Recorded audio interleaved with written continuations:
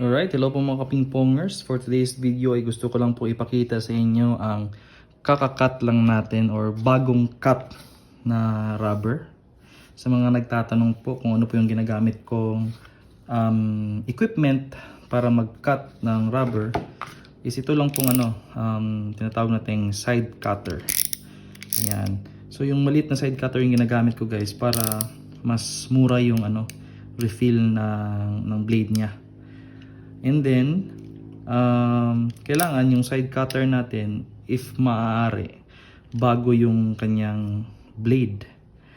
And may mga tendency din na kung hindi na matulis yung yung blade natin is kinakat ko ito. Ayan.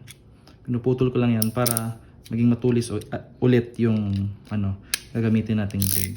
And ito pong resulta ng ng pag-cut natin ng rubber gamit ang side cutter. By the way, ang rubber po na ito is ito pong Tonic Barracuda. Ayan. Ayan. So yung mga medyo challenging po na i-cut ng mga rubber guys, based on my experience, is yun pong mga hard rubbers.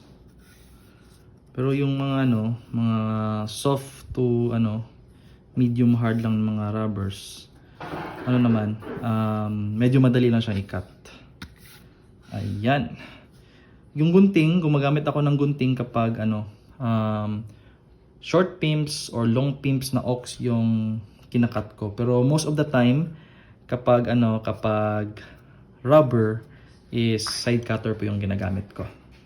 Yan. By the way mga kapingpongers, kung meron po kayong mga gustong itanong or baka meron kayong mga gustong topic na pwede nating i-discuss, i-comment nyo lang po dito sa mga post natin dito sa Pingpong Polomolok. And we will do our best na gagawan po namin ito ng vlog para ma-share din namin yung idea and experience namin about sa specific na katanungan or specific na topic na gusto nyong pag-usapan. And sa punto pong ito, gusto ko lang magpasalamat sa lahat ng ating Facebook followers. Maraming salamat po sa inyong walang sawang pagsuporta.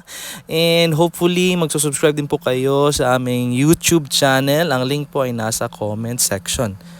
At sa mga gusto naman po magpa-set up, magpagawa, magpa-build up, magpa-customize ng raketa, mensahe na lang po direkta dito po sa aming FB page, Pingpong Polomolok. Thank you so much. God bless!